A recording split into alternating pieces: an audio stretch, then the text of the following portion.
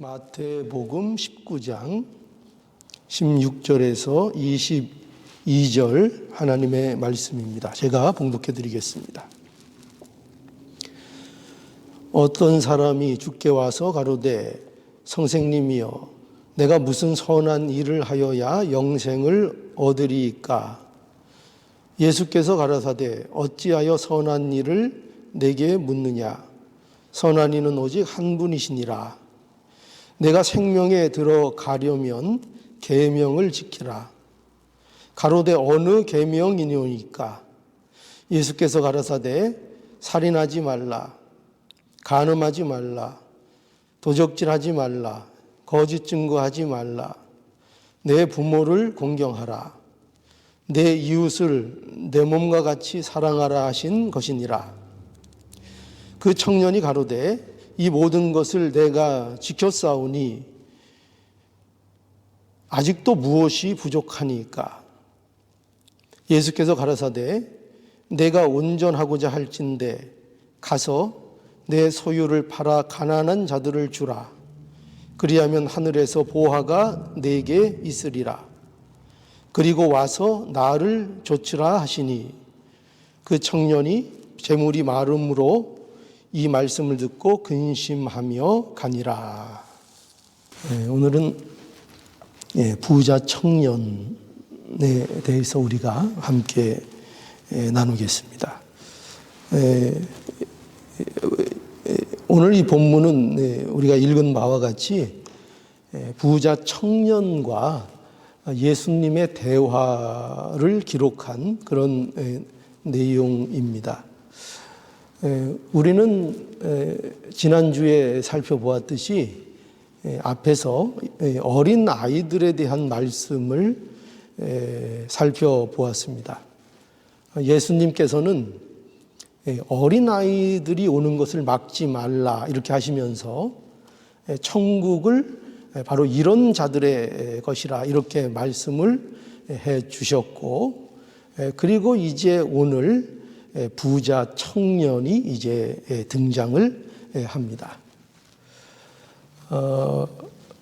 이 부자 청년이 등장을 하는 것, 그리고 앞에 어린 아이가 소개되고 있었던 것, 이런 것들은 모두 우리에게 무엇을 가르쳐 주시기 위한 등장인가 하면 바로 이 기독교 신앙이 무엇인가, 또 천국이 어떤 것인가 하는 것을 이제 가르쳐 주시는 겁니다. 그래서 여러분, 그 기독교 신앙이 뭐냐 할 때 여러 가지로 우리가 이렇게 정리하고 말을 할 수가 있지만, 오늘 이 말씀들을 통해서 우리가 보게 되는 것은 기독교 신앙이라는 것은 그리스도와의 동행이라고 말할 수 있습니다. 그러니까 이 동행의 의미가 어떤 것인지 아시죠? 함께 하는 겁니다.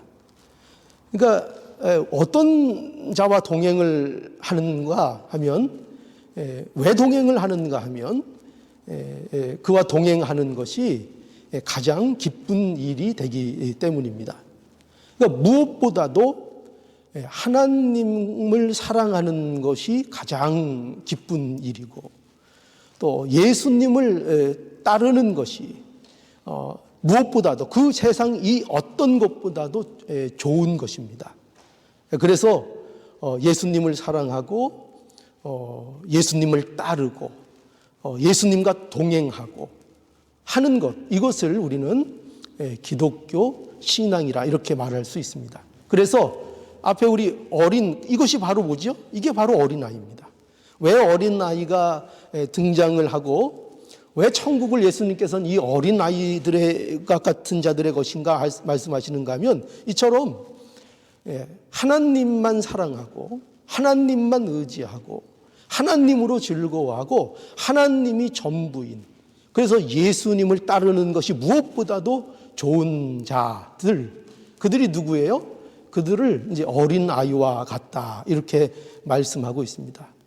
그런데 이제 오늘 그런 어린아이와 대한 말씀을 마치시고 이제 등장하는 것이 이제 부자 청년입니다. 그러니까 이 부자 청년은 부자이지만 그 세상에서는 부자인 것, 어린아이보다는 부자가 되는 것을 좋아하는 세상이지만, 그러나 이 부자 청년을 통해서 이제 천국 백성에 반대되는 모습을 우리들에게 이제 보여주시는 겁니다. 자, 그래서 오늘 이 말씀을 통해서 과연 이 부자 청년이 이 마지막에 보면은 근심하며 돌아갔다 이렇게 돼 있는데 왜 이 부자 청년이 이럴 수밖에 없었는가 하는 것을 우리가 오늘 본문을 살펴보면서 함께 은혜를 나누고자 합니다. 먼저 오늘 이 본문을 보면은요, 우리가 이 부자 청년에 대해서 이제 오늘 본문을 가지고 이제 좀 초점을 맞출 건데요. 이 부자 청년은 영생의 문제를 가지고 예수님 앞에 찾아왔습니다.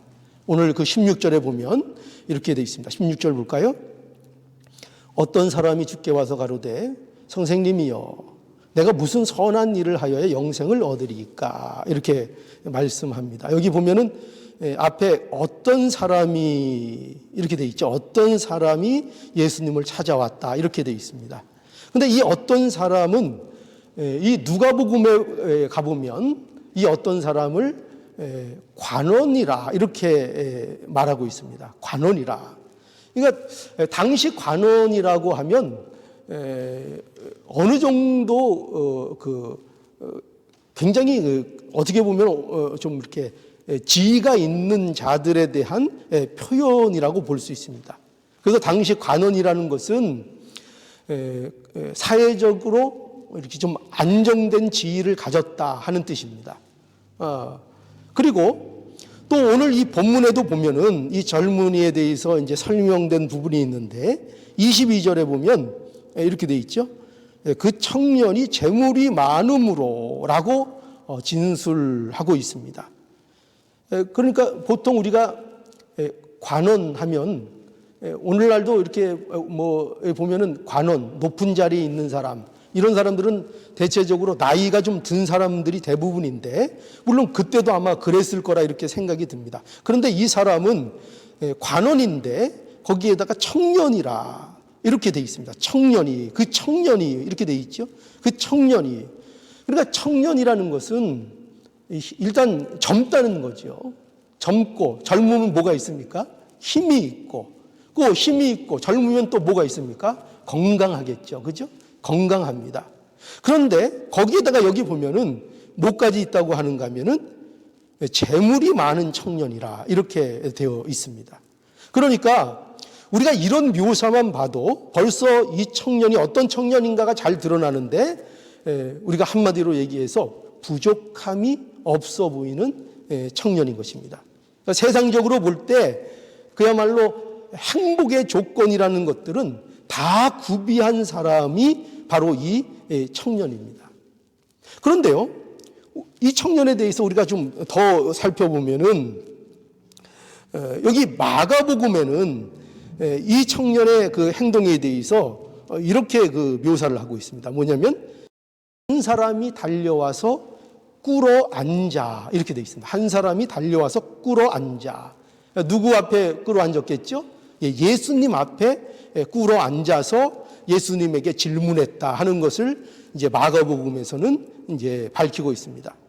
그러니까 아무리 청년이라고 해도 그래도 이 정도 청년이면 부자이고 사회적 지위도 있고 이런 청년이 어떻게 보면은 그 시대의 정규 교육도 제대로 받지 않은 이 예수님 앞에 나와서 이렇게 꿇어 앉아서 예수님 앞에 엎드려져서 예수님에게 질문을 할 정도면 그가 어떤 사람인 것입니까? 굉장히 괜찮은, 오늘 말로 얘기하면 굉장히 괜찮은 그런 청년인 것입니다. 성품도 나무랄 데가 없는 그런 청년으로 보입니다. 그리고 이 청년이 지금 무엇을 가지고 무슨 문제를 갖고 이 예수님 앞에 나왔습니까? 영생의 문제를 가지고 나왔죠.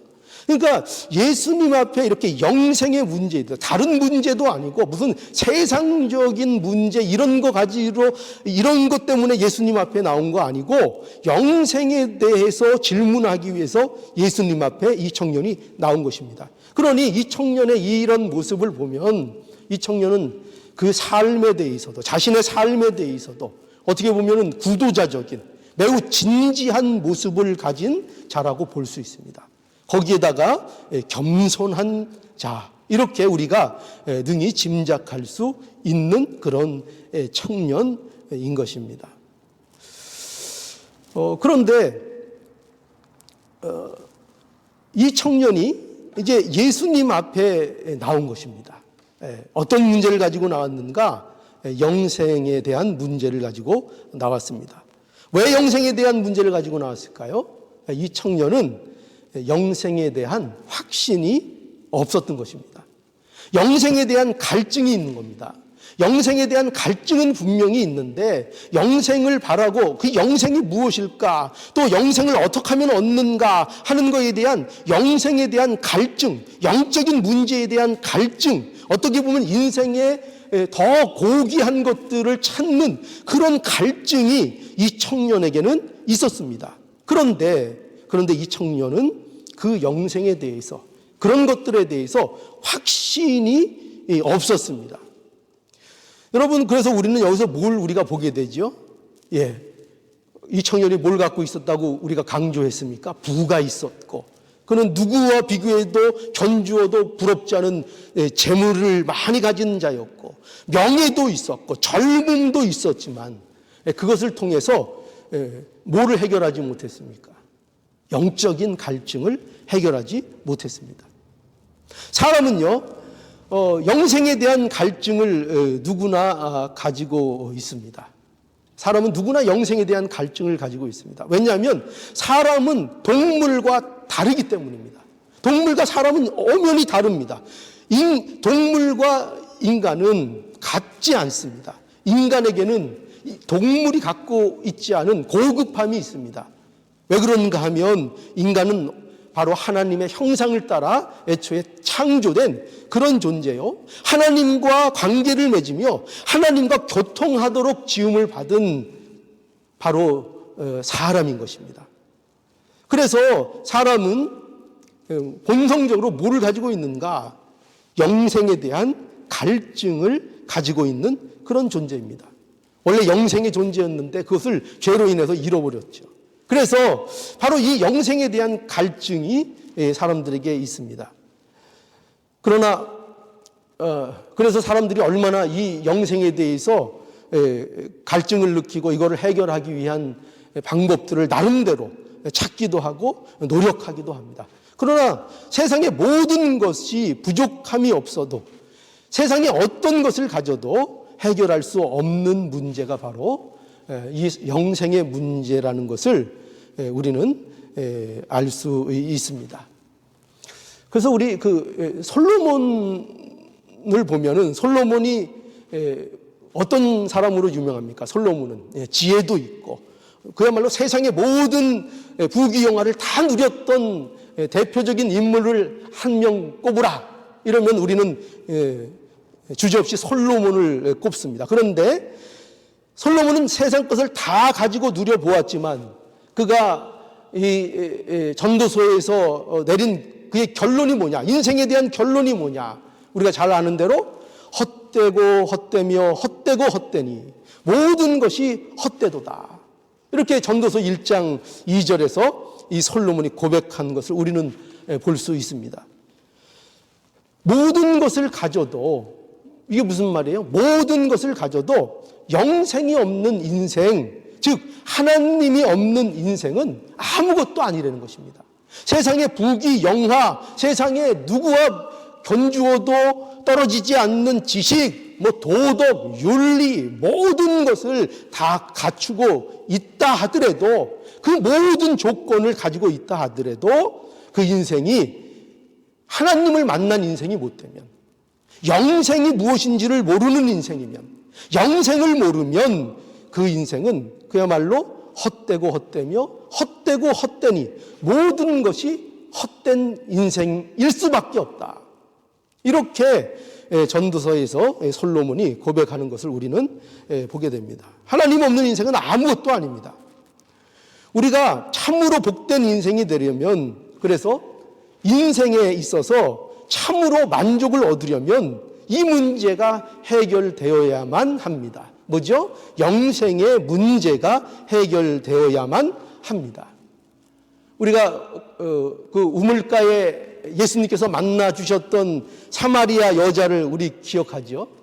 그는 그야말로 무엇으로도 만족할 수 없는 처지에 있었던 그런 사마리아 여자였습니다.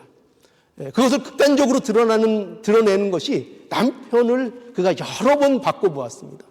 여러 남편을 가져보았습니다. 그러나 그가 그것으로 인하여 만족하지 못하는 여자의 모습이었습니다. 그러니까 여러분, 이 영원히 목마름을 해결할 수 없는 이 영원한 이 갈증은 어떻게 해야 끝나는가? 이 갈증은 바로 영원히 목마르지 않는 생수가 되시는 예수 그리스도를 인격적으로만 만나야, 인격적으로 예수 그리스도를 만나는 이 일이 있어야만 인간의 이 영생에 대한 갈증, 근본적인 갈증의 문제를 해결할 수 있는 것입니다. 사마리아 여인은 그의 인생 속에서 예수님을 만남으로 인해서 그의 인생의 갈증을 그가 해결받은 것입니다. 그런데 또 이런 문제에 있어서 이 청년은 또 하나의 문제가 있는데요. 어떤 문제가 있는가 하면은 이 영생에 대한 확신이 없을 뿐만 아니라 또한 영생에 대한 오해도 가지고 있었습니다. 이 청년이요. 그래서 어떤 오해인가 하면 영생을요, 행함으로 얻는다. 그러니까 영생의 문제를 행함의 문제로 생각했다는 것입니다. 그러니까 이 청년이 그래서 예수님 앞에 나와서 한 질문이 뭡니까? 이거죠? 선생님이요, 내가 무슨 선한 일을 하여야 영생을 얻으리까? 라고 하면서, 그러니까 이 질문의 초점이 뭐냐면은 자신이 영생을 얻기 위해서 해야 할 선한 일이 무엇냐를 지금 이 청년이 예수님께 묻는 것입니다. 여러분, 사람들이 영생에 대한 갈증을 많이 느낍니다. 그렇죠? 어떻게 하면 영생을 얻을 수 있습니까? 그런데 정작 영생에 대한 갈증을 많이 느끼면서 영생이 무엇인지, 영생에 대해 잘 모르는 것이 현실이라는 것입니다. 그래서 영생은 우리가 무엇을 행함의 문제가 아니라 무엇이 되는가 하는 문제인 것을 사람들은 알지 못합니다. 그래서 요한복음 우리 17장 3절에 보면 예수님께서 이 영생에 대해서 아주 대표적으로 잘 말씀하신 내용이 있는데요. 요한복음 17장 3절에 보면 이렇게 예수님께서 말씀하셨어요. 뭐냐면 영생은 곧 유일하신 참 하나님과 그가 보내신 자 예수 그리스도를 아는 것이니라. 이렇게 예수님께서 분명하게 영생에 대해서 설명을 해 주셨습니다. 그러니까 영생은 뭐냐? 그 포인트가 뭐냐? 아는 겁니다. 아는 거. 누구를 아는 거라고요? 우리 하나님, 유일하신 하나님과 그 하나님께서 보내신 자, 바로 예수 그리스도를 아는 것입니다. 아는 것. 이 안다는 것은요, 결코 지식과 정보의 차원을 말하는 것이 아니라 관계를 말하는 것입니다. 관계. 그러니까 예수님과 연합된 존재가 되었다는 거죠. 그 관계에 있어. 그저 지식적으로, 정보적으로 예수님을 안다는 것이 아니라 실제로 예수님과 연합된 존재가 되는 것입니다. 이것이 바로 영생입니다. 우리가 예수님을 지식적으로 안다고 해서 내가 십자가를 말하고 지식적으로 십자가의 그 교리를 하고 해서 그것이 영생을 얻은 것이라고는 말할 수 없습니다. 얼마든지 세상 사람들도 지식적으로는 알 수 있습니다. 그러니까 진정한 영생은 뭐냐? 예수님과 연합된 존재가 되는 겁니다. 그러니까 영생은 단지 영원히 사는 문제가 아니라 누구와 함께하는 문제예요? 예수님과 함께하는 존재가 되는 겁니다. 예수님과 함께하는 자. 제가 여러 차례 교리 공부 시간에도 말씀을 드렸습니다. 영생은 누구나 합니다. 누구나. 어디서도 영생한다고요? 지옥 가서도 영생을 합니다. 정말 성경에서 말하는 영생은 뭐냐? 바로 예수님과 함께 영원히 동행하며 함께 하는 것, 이것이 바로 영생이라는 것을 알아야 합니다. 그러니까 다시 얘기하면은 사랑하는 관계가 되는 겁니다. 사랑하는 관계. 그죠? 서로 사랑하는 관계가 되는 겁니다. 연인 사이, 그죠? 연인 사이 서로 사랑해서 그저 둘이 죽고 못 사는 겁니다. 둘이 있는 것이 가장 즐겁고 가장 기쁜 겁니다. 그래서 뭘 합니까? 그래서 결혼합니다. 왜 결혼하죠? 이제 더 이상 헤어지기 싫어서 계속 함께 하고 싶어서 결혼을 하는 겁니다. 마치 예수님과 우리의 관계가 이러한 관계라는 것을 알아야 하고, 바로 이러한 관계가 되는 것, 이것이 바로 영생입니다. 예수님과 함께 하고 싶고 함께 하고 예수님과 함께 하는 것이 가장 즐겁고 예수님과 함께 하는 것이 가장 좋고, 이것이 바로 영생입니다. 이것이 바로 영생의 관계에 있는 겁니다. 그런데 이것을 모르고 이 청년은 어떻게 생각했습니까? 영생을 행함으로 얻는 것이라, 이렇게 생각했습니다. 그래서 내가 무슨 선한 일을 해야 하는지 예수님께 질문을 한 것입니다. 그러나 이 청년은 근본적으로 자기가 하나님의 나라에 들어가는 문제에 있어서 어떤 일을 할 수 있다고 믿고 있는 것입니다. 선한 일을 내가 알리키만 주면은 내가 지금까지 여러 가지 선한 일을 했는데 뭔가 좀 부족한 것 같은데, 그런데 뭔가 더 예수님이 아는 그 다른 더 내가 추가할 그런 선한 일 내게 가르쳐주면 내가 그 선한 일을 해서 내가 하나님의 나라에 들어갈 수 있겠다는 기본적인 생각을 이 청년이 가지고 있는 것으로 그렇게 보입니다. 그래서 어떻게 질문했습니까? 이 부자 청년이 영생을 얻기 위해서 내가 뭘 해야 하는가? 어떤 선한 일을 해야 하는가? 예수님께 이제 질문하며 나왔던 거죠. 자, 이것이 이제 부자 청년의 예수님 앞에 나온 모습이었는데요.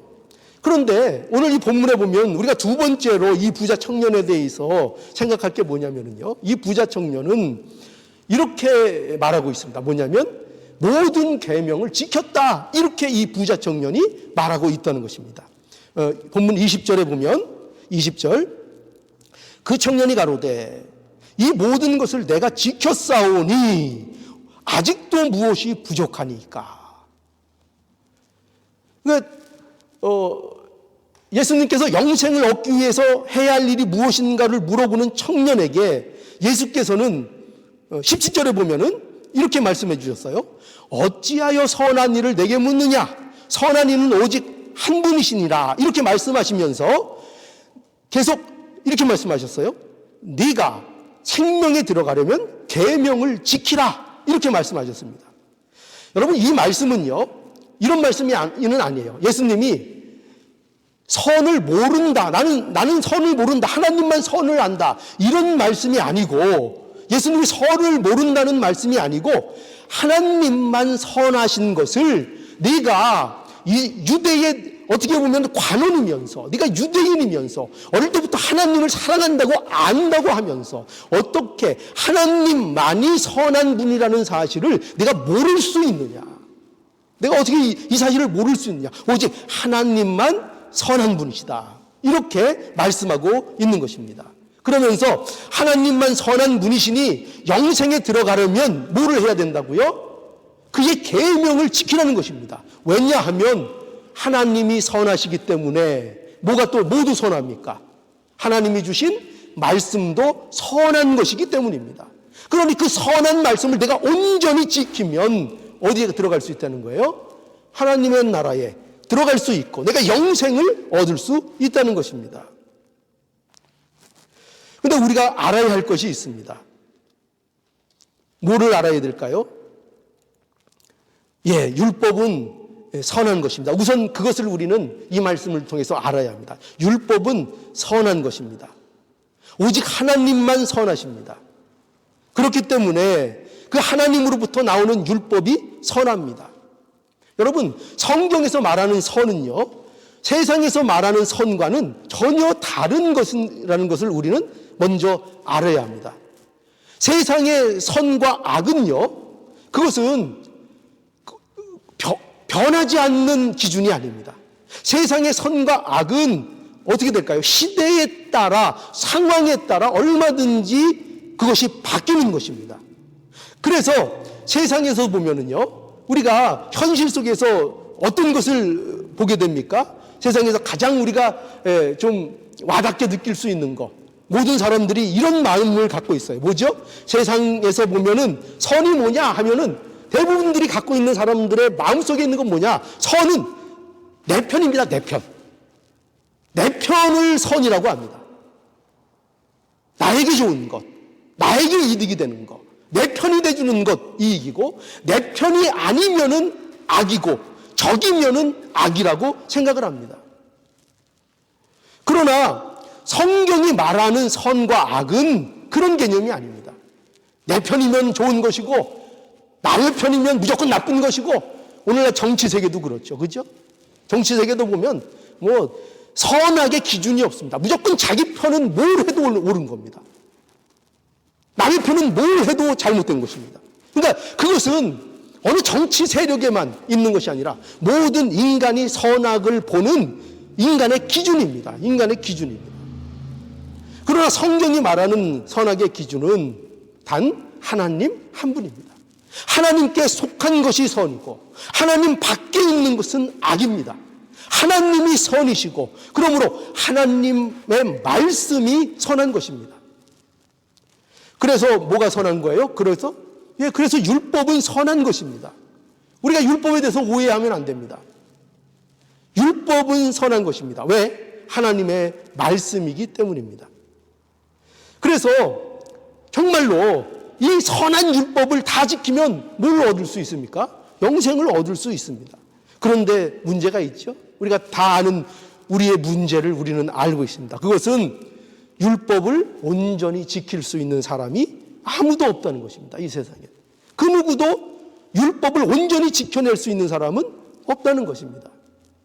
그러면 과연 율법이 우리에게 어떤 유익이 있습니까? 어떤 목적이 있습니까? 할 때 율법은 이런 목적이 있죠. 로마서 3장 20절에 보면 그러므로 율법의 행위로 그의 앞에 의롭다 하심을 얻을 육체가 없나니 율법으로는 죄를 깨달음이라 라고 말씀하고 있습니다. 그러니까 율법의 목적은 뭐냐? 율법은 지켜서 구원 얻으라는 것이 아닙니다. 그러니까 여기 보세요. 율법의 행위로 그 앞에 의롭다 하심을 얻을 육체가 없다는 것입니다. 그러니 율법은 그것을 지켜서 구원받으라고 준 율법이 아니고 율법은 그 율법을 통해서 뭐를 알게 하시려고요? 죄를 깨달은 것입니다. 죄를 알라는 것입니다. 너희들이 마음의 상태가 어떠한지를 그것으로 율법을 통해서 날마다 점검하며 하나님이 무엇을 기뻐하시는가를 늘 점검하는 삶을 살라는 것입니다. 로마서 10장 9절에는 그래서 또 이렇게 말씀하죠. 전에 법을 깨닫지 못할 때에는 내가 살았더니 계명이 이름에 죄는 살아나고 나는 죽었도다. 무슨 말씀이죠? 율법을 제대로 깨닫기 전에는 뭐를 몰랐다는 거예요? 자신이 죄인인 것을 몰랐다는 것입니다. 내 안에 얼마나 부패한 죄덩어리가 내 안에 있는지, 내가 얼마나 죄를 끊어버릴 수 없는 그런 죄인인지, 내 안에 죄가 가득 찼는지, 이 사실을 율법을 예전에는 율법이 없었을까요? 율법을 갖고 있었죠. 외우고 있었죠. 그런데 그들이 그럼에도 불구하고 율법을 몰랐습니다. 그래서 이제 율법을 제대로 깨닫기 전에는 뭘 몰랐어요? 자신이 어떤 존재라는 것을 몰랐다는 것입니다. 늘 율법을 대하는데도, 오늘날도 마찬가지죠. 늘 성경을 대하는데도, 늘 하나님의 말씀을 대하는데도 자신이 어떤지를 모른다는 것입니다. 왜요? 율법이 무엇인지, 하나님의 말씀이 무엇을 말하는지를 정작 모르고 있기 때문이라는 것입니다. 그런데 이 율법을 바로 알게 되니 뭐가 보여요? 자신이 죄인이라는 것을 알게 되는 것입니다. 자신이 죄인이라는 것을 알게 되는 것입니다. 우리가 보면은, 사회에서도 보면은 음주운전 단속을 하잖아요. 음주운전 단속을 할 때, 요새는 기계를 통해서 하지만, 기계가 별로 없고 이럴 때에는, 어떻게 측정했는가 하면은 그 술 취한 사람이 자꾸 안 취했다고 우기니까 어떻게 합니까? 이렇게 선을 일직선을 쫙 그어서요. 그죠? 일직선을 쫙 그어서 한번 거기 걸어보라고 하는 겁니다. 그 술 취한 사람이 똑바로 걸을 수 있습니까? 없죠. 자기는 술 안 취했다고 앞만 우겨도 거기 걸어갈 때에 자기는 똑바로 가는데 어떻게 걸어가요? 삐뚤빼뚤 걸어가게 되는 겁니다. 근데 그 삐뚤빼뚤 걸어가게 되는 사실을 무엇이 보여주고 있습니까? 그 일직선이 보여주고 있는 겁니다. 그죠? 그 일직선. 그 일직선으로 바닥에 그려져 있는 그것이 그 사람이 제대로 걷지 못하고 있는 것을 보여주고 있는 것입니다. 그래서 여러분 바로 율법이 이와 같은 것입니다. 율법은 단지 규칙이 아닙니다. 단지 우리에게 주는 규칙이 아니라 이 율법은 우리의 마음의 상태를 보게 하는 것입니다. 우리의 마음의 상태를 지적하는 것입니다. 그러니 율법을 가지고 단지 규칙적으로 내가 그 규범을 지켰다고 해서 내가 그 율법을 온전히 지켰다고 착각하는 것은, 오해하는 것은 대단한 착각입니다.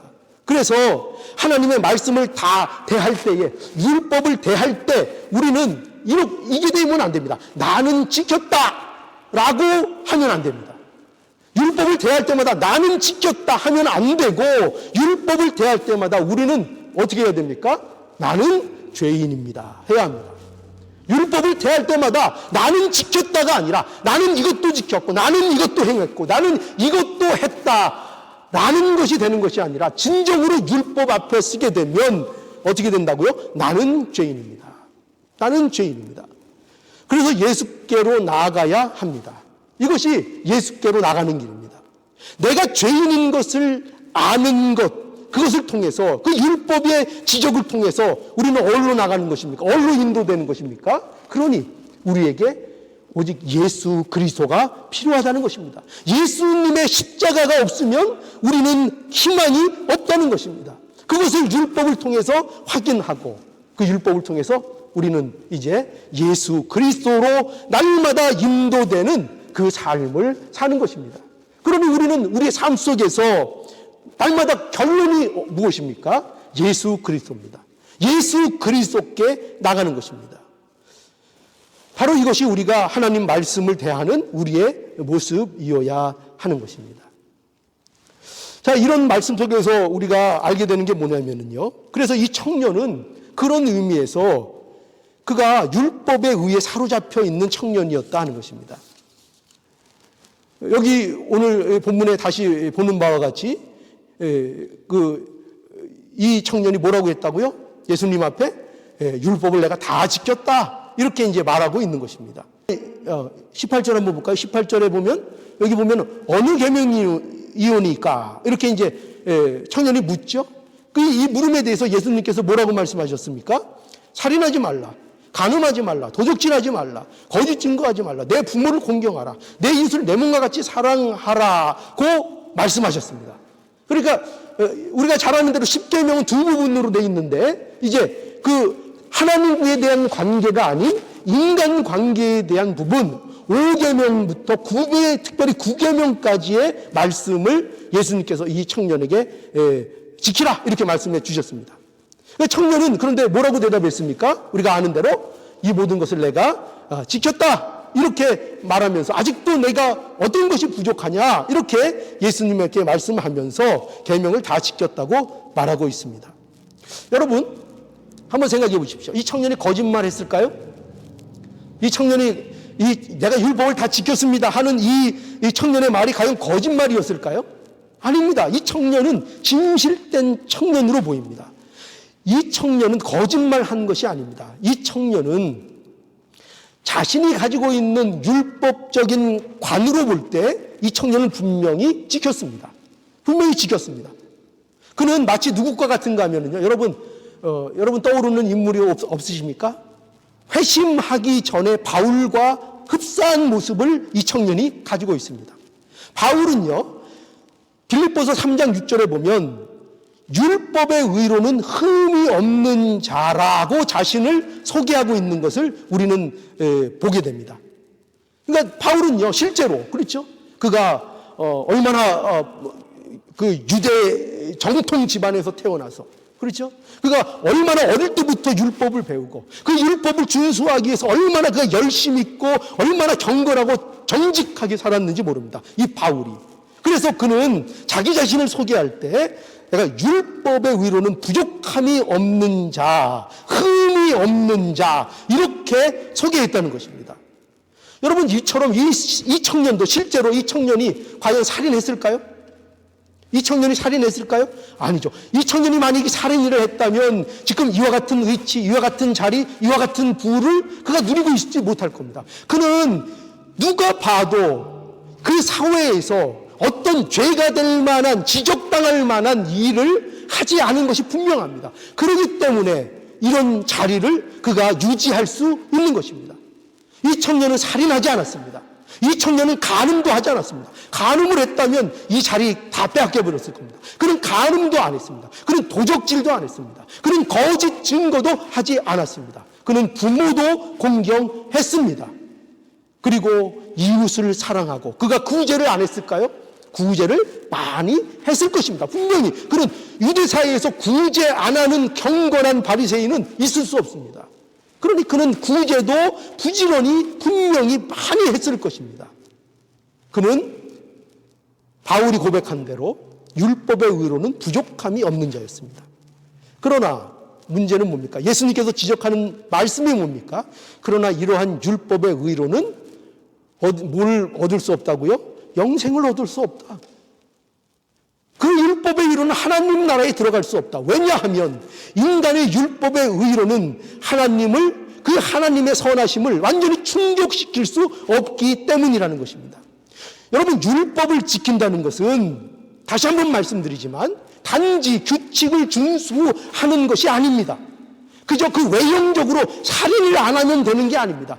그저 외형적으로 남의 여자와 분문을 하지 않으면 되는 것이 아닙니다. 그거 안 했다고 되는 것이 아닙니다. 물리적으로 사람을 죽이지 않았다고 하는 것이 되는 것이 아닙니다. 어떻게 해야 그 율법을 온전히 지키는 겁니까? 마음으로도 음욕을 품으면 안 됩니다. 마음으로도 형제를 미워하면 안 됩니다. 그것이 율법을 온전히 지키는 것입니다. 그렇게 율법을 지켜야만, 그것도 모든 율법을 하나도 어기면 안 되고 모든 율법을 그렇게 지켜야만 하나님의 나라에 들어갈 수 있는 것입니다. 그래서 계명을 온전히 지킬 수 있는 사람은 없습니다. 율법의 의로는 하나님의 나라에 들어갈 수 없습니다. 자, 이제 오늘 이 본문에 보면 이 청년의 세 번째 모습이 잘 나타납니다. 그건 뭐냐면 이 부자 청년이 이제 예수님과의 이 대화 끝에 근심하며 돌아갑니다. 근심하며 돌아갑니다. 22절에 볼까요? 그 청년이 재물이 많음으로 이 말씀을 듣고 근심하며 가니라. 모든 계명을 지켰다고 말한 청년이 예수님의 말씀을 듣고 근심하며 여기 돌아갔다 말씀하죠. 예수님이 이 청년에게 하신 말씀이 뭘까요? 21절의 말씀입니다. 21절에 예수께서 가라사대 내가 온전하고자 할진대 가서 내 소유를 팔아 가난한 자들을 주라. 그리하면 하늘에서 보화가 내게 있으리라. 그리고 와서 나를 쫓으라. 이렇게 말씀하셨습니다. 여기 내가 온전하고자 할진대, 이 말씀은요, 다른 표현으로 하면 여기 앞에 나온 표현입니다. 내가 생명에 들어가려면, 이거 같은 뜻입니다. 또 다른 뜻으로 말하면 영생을 내가 얻고자 한다면, 그런 뜻입니다. 내가 영생을 정말 얻고자 한다면, 그것이 너의 마음의 진심이라면 어떻게 하라고요? 내 소유를 팔아 가난한 자들을 주라. 그리하면 하늘의 보화가 내게 있으리라. 그리고 와서 나를 쫓으라. 이렇게 말씀한 겁니다. 근데 이 말씀을 듣고 청년이 어떻게 했다고요? 근심하며 돌아갔다는 겁니다. 이 말씀을 듣고. 자, 그러면 보십시오. 여러분 한번 생각해 보십시오. 이 청년이, 여러분이 이 청년이라고 생각하고 한번 대답을 마음속으로 해보십시오. 이 말씀에, 이 예수님이 하신 이 말씀에 어느 부분이 이 청년을 근심케 하였을까요? 어느 부분이 이 청년을 근심하게 만들었을까요? 나를 쫓으라, 이 말씀일까요? 나를 쫓으라. 아닙니다. 놀랍게도 그 말이 아닙니다. 그 앞에 있는 바로 이 말이죠. 내 소유를 팔아 가난한 자들을 주라. 그리하면 하늘에서 보화가 내게 있으리라 하는 것입니다. 여러분, 이 청년이 정말 사랑하는 것이 뭔가가 드러나고 있는 거죠. 이 청년이 정말 사랑하는 것은 무엇입니까? 재물입니다. 재물입니다. 그가 하나님을 섬긴다고 하지만 또 그가 이웃을 사랑한다고 하지만 그것은요, 이 청년의 외형적인 모습에 불과한 것입니다. 그가 정말 아끼는 게 뭐죠? 그가 정말 의지하는 게 뭐죠? 그것은 재물이었습니다. 그의 부유함이었습니다.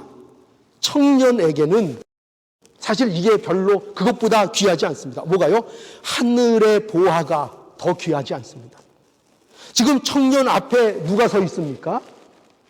지금 이 청년이 그렇게 갈구하는 진리, 영생, 그것에 대한 해답을 가지신 분이 이 청년 앞에 바로 서 있는 것입니다. 그리고 그 진리신 예수께서 친히 영생이 무엇인지에 대해서, 어떻게 영생을 얻는가에 대해서 이 청년에게 친히 가르쳐 주셨습니다. 그러나 이 청년은 어떻게 됐다고요? 어떻게 될 수밖에 없었다고요? 근심하며 돌아갔습니다. 왜라고요? 그에게 있어서 중요한 것은 자기의 재물이었습니다. 이 청년에게 있어서 그의 삶의 모든 삶의 기반이 어디에 있는가? 세상에 있는 것입니다. 재물에 있는 것입니다. 그의 지위와 그의 명예에 있는 것입니다. 그것이 하늘에 있는 것보다, 영생보다 사실은 더 귀한 것이었습니다. 그가 비록 지금 예수님 앞에서 나와서 영생을 묻고 있고 계명을 자신이 다 지켰다고 말을 하고 있지만 사실은 다 그런 것이 세상적인 자신의 삶의 치장거리에 불과했던 것입니다. 치장거리. 더 귀한 것, 더 사랑하는 것이 아니었습니다. 이것을 누가 알았습니까? 예수님은 아신 거죠. 그죠? 예수님이 아셔서 이 모든 것을 아시고 그것을 드러내신 것입니다. 그것을 이 청년에게. 자, 그러면 어떻게 해야 되겠습니까? 이것을 이렇게 드러내셨으면 어떻게 해야 되겠습니까? 돌이켜야 할 것입니다. 그죠? 회개해야 될 것입니다. 이렇게 예수님께서 너의 지금 상태를 아시며 그것이 어떤 상태에 네가 있는가 하는 것을 이렇게 드러내게 하셨다면 우리는 이 말씀 앞에서 복된 자가 어떤 자냐? 돌이키는 자가 복된 자가 될 것입니다. 그런데 예수님께서 이렇게 청년의 마음을 드러내심으로 인해서 뭘 드러내셨습니까? 그 마음이 정말로 그 마음을 장악하고 있는 것이 무엇인지를 그 청년에게 알게 하신 것입니다. 그의 마음을 지배하고 있는 것은 결코 하나님이 아니었습니다. 뭐였죠? 재물이었습니다. 그는 하나님을 사랑하는 것처럼 보였습니다. 또 그는 영생을 갈구하는 자처럼 보였습니다. 그는 율법을 지키는 자처럼 보였습니다. 그러나 그것들은 다 뭐였다고요? 치장이었습니다. 치장이 뭔지 아시죠? 그죠? 그 본질이 사람이 변하는 것이 아니라 겉에 멋부리기 위해서 겉에다가 주렁주렁 다는 치장입니다. 치장. 그러니까 이 청년은 지금 하나님을 더 사랑하는 것도 아니고 영생에 대해서 자기가 지금 가지고 있는 것보다 모든 것보다 더 그것을 사모하고 사랑하는 것이 아니라 자기가 지금 누리고 있는 재물과 삶의 치장거리로서 영생도 생각하고 있고 하나님의 나라도 생각하고 있고 하나님도 사랑하고 있는 것입니다. 치장인 것입니다. 그는 그의 중심에는 재물이 있고 세상이 있는 것입니다. 어떻게 우리가 영생을 얻을 수 있는가? 율법을 외형적으로 지키는 것으로 얻는 것이 아닙니다. 하나님을 진심으로 사랑해야 하고 내 이웃을 내 몸과 같이 진심으로 사랑해야 합니다. 흉내낸다고 되는 문제가 아닙니다. 지금 이 청년은 흉내를 낸 것이라고 예수님께서 지금 지적하고 있는 겁니다. 자신도 모르는 일이었죠. 자신은 그게 진심이라고 아마 생각했을 겁니다. 그러나 예수님의 판단은 뭐냐면 너는 지금 아무것도 모르며 흉내만 내고 있는 것이었다 하는 것이 예수님께서 이 청년에게 주시는 충격적인 말씀인 것입니다. 이 청년은 하나님을 사랑하지 않았습니다. 내 이웃을 내 몸과 같이 사랑하지 않았습니다. 진정으로 영생을 얻으려면 하나님을 사랑해야 하고 내 이웃을 내 몸과 같이 사랑해야 합니다. 그래서 그것이 뭐라고요? 그게 예수님께 나가는 겁니다. 예수님을 믿는 겁니다. 그것이 돌아서는 겁니다. 하나님보다 더 사랑하는 거로부터 돌아서는 것입니다. 마음을 돌이키는 것입니다. 그래야 그것을 통해서 예수님을 실제로 쫓는 것이 되는 것입니다. 예수님을 어떻게 해야 쫓을 수 있는가? 먼저 돌이켜야 하는 것입니다. 내가 더 귀하게 여겼던 것, 내가 더 하나님의 나라보다 사모했던 것, 내가 하나님보다 더 사랑하고 내가 이웃을 사랑하는 것보다 더 사랑하고 챙겼던 것, 내 자신, 이것으로부터 우리는 돌이켜야 하는 것입니다. 근데 그 돌이키는 거 어떻게만 할 수 있습니까? 회개하고 예수 그리스도를 믿는 것으로만 그것이 되는 것입니다. 예수께 나가는 것으로만 이 영생을 얻을 수 있는 거죠. 이 청년과 비슷한 사람이 또 하나 있죠? 누가 또 생각나십니까? 혹시 누가 생각나시죠? 니고데모입니다. 니고데모. 그죠? 니고데모. 요한복음 3장에 보면 그는 이 청년보다 나이는 많은 것으로 이렇게 생각이 됩니다. 그러나 다른 면에 있어서는 굉장히 유사합니다. 그는 바리새인이었고 유대인의 관원이었습니다. 사회적인 덕망을 가진 자였습니다. 그가 그런데 밤에 예수님을 찾아와서 예수님에게 호의적인 모습을 보여주었습니다. 그렇죠? 그래서 당신은 하나님께로서 오신 성생인 줄 내가 압니다. 이렇게 예수님에 대해서 이 니고데모가 고백했습니다. 그런데 예수께서 이 니고데모에게 아주 심각하게 이렇게 말씀하셨습니다. 어떻게 심각한 줄 아냐고요? 여기 이렇게 말씀하기 때문입니다. 진실로 진실로. 그렇죠? 진실로 진실로 내게 이르노니 사람이 거듭나지 아니하면 하나님의 나라를 볼 수 없느니라. 그러니까 하나님의 나라에 들어가는 것의 핵심은 뭐냐? 다른 것에 있지 않다는 거죠. 거듭나야 한다는 것입니다. 아마 이 니고데모는 자신이 가진 모든 것을 기반으로 해서 자신은 하나님의 나라의 백성일 거라고 그렇게 믿었을 거라고 생각이 듭니다. 그죠?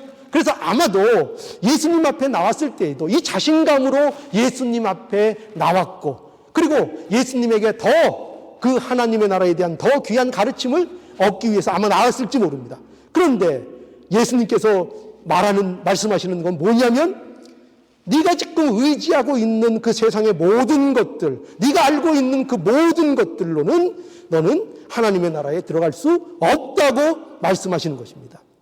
하나님의 나라에 들어가는 것, 그것은 결코 세상 것으로, 내가 가진 것으로 되는 것이 아니라 오직 거듭나야만 한다. 오직 새 사람이 되어야 한다. 내가 지금 가던 그 길에서 돌이키는 역사가 있는 자들이 천국 백성이다. 그러니까 천국 백성이라고 하면서 영생을 얻었다고 하면서 실제로 돌이키는 것이 없고 실제로 세상을 하나님보다 더 사랑하고 있다면 그것은 영생을 가진 자의 모습이 아니라는 것입니다. 그것은. 그러니 우리는 이 문제를 심각하게 생각해야 합니다. 영생이 뭐라고요? 영생은 하나님을 아는 것이고 그의 보내신 자 예수 그리스도를 아는 것입니다. 그와의 관계입니다. 그를 기뻐하고 그를 즐거워하고 그의 관계를 누리는 것입니다. 이것이 영생입니다. 그러니 그가 어떻게 그런 영생을 가진 자가 어떻게 세상을 더 사랑할 수 있죠? 어떻게 세상을 더 바라볼 수 있죠? 어떻게 하나님보다, 어떻게 예수님보다 세상과 부를 더 사랑할 수 있겠습니까? 그러니 이런 모습은, 이 청년의 모습은 영생의 모습과는 전혀 맞지 않는 그런 모습 속에 있다 하는 것입니다. 그러니 어떻게 하라고요? 돌이키라, 돌이키라 말씀하고 있습니다. 돌이키라. 지금까지 네가 의지하고 네가 붙잡고 네가 네 삶의 모든 기반으로 갖고 있던 그 모든 것들을 돌이키라. 그것이 영생을 가진 자의 삶이다. 이렇게 말씀하고 있는 것입니다. 여러분, 우리에게 무엇보다 중요한 것, 그것은 뭘까요? 오늘 말씀을 통해서 무엇을 하게 됩니까? 세상 그 어떤 것 가져도 영생이 없으면 안 됩니다. 우리에게 무엇보다도 중요한 건 영생입니다. 재물보다, 세상의 그 무엇보다 영생이 귀합니다. 그런데 우리의 마음은 과연 어떠한 마음입니까? 과연 무엇보다도 영생이 귀합니까? 무엇보다도 하나님의 관계가 귀하고 예수님을 따르는 것이 우리의 삶에 귀합니까? 오늘 이 말씀을 통해서 이것을 우리 자신에게 물어봐야 할 것입니다. 과연 나는 하나님으로 인하여 즐거워하는 것이 세상 것으로 인하여 즐거워하는 것보다 더 나에겐 값진 것이 되고 있는가? 하나님을 따르는 것, 하나님 앞에 예배 드리는 것, 예수 그리스도께서 우리에게 명령하신 그 명령들을 듣고 순종하고 묵상하고 나가는 것, 그것이 나의 삶에 무엇보다도 더 큰 기쁨이 되고 있는가를 어떻게 하라고요? 점검해 보라는 것입니다. 점검해 보라는 것입니다. 하나님을 사랑하는 것보다, 예수님을 따르는 것보다 더 즐겁고 기쁜 것을 세상으로 갖고 있는 것이 아닌가 한번 생각해 보라는 것입니다. 그래서 우리가 오늘 이 말씀을 통해서 하나님 사랑하는 것, 예수님을 따르는 것, 이거보다 더 큰 즐거움이 없는, 이거보다 더 기쁜 일이 없는 우리의 인생, 또 우리 교회가 될 수 있기를 간절히 바랍니다. 걸어가신 하나님, 은혜를 감사합니다. 우리가 예수 그리스도로 인하여 즐겁고 예수 그리스도로 인하여 즐거운 기뻐하는 인생이 되기를 간절히 원합니다. 하나님께서 우리에게 예수님 주시고 또 오늘날 삶 속에서 말씀을 주심으로 인하여 이제 천국 백성으로서 무엇보다도 하나님을 더 사랑하고 또 예수님을 따르는 일을 무엇보다도 기쁘게 여기는 자로 살게 우리에게 말씀해 주셨사오니 우리의 삶 속에서 우리 자신을 점검하며 오늘도 우리의 삶이 하나님으로 즐거워하고 기뻐하는 복된 삶이 되도록 하나님 은혜와 복을 허락해 주시옵소서. 예수님의 이름으로 기도하옵나이다. 아멘. 493장입니다. 나 이제 주님의 새 생명 얻은 몸 옛것은 지나고 새 사람이로다. 그 생명 내 맘에 강같이 흐르고 그 사랑 내게서 해같이 빛난다. 영생을 맛보며 주 안에 살리라. 오늘도 내일도 주 함께 살리라. 주 안에 감추인 새 생명 얻으니 이전에 좋던 것 이제는 값없다. 하늘의 은혜와 평화를 맛보니 찬송과 기도로 주 함께 살리라. 영생을 맛보며 주 안에 살리라. 오늘도 내일도 주 함께 살리라.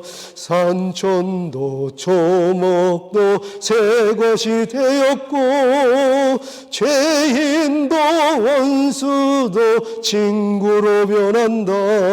새 생명 얻은 자 영생을 맛보니 주님을 모신 맘 새 하늘이로다. 영생을 맛보며 주 안에 살리라. 오늘도 내일도 주 함께 살리라. 주 따라가는 길 험하고 멀어도 찬송을 부르며 뒤따라가리라. 나 주를 모시고 영원히 살리라. 날마다 섬기며 주 함께 살리라. 영생을 맛보며 주 안에 살리라. 오늘도 내일도 주 함께 살리라.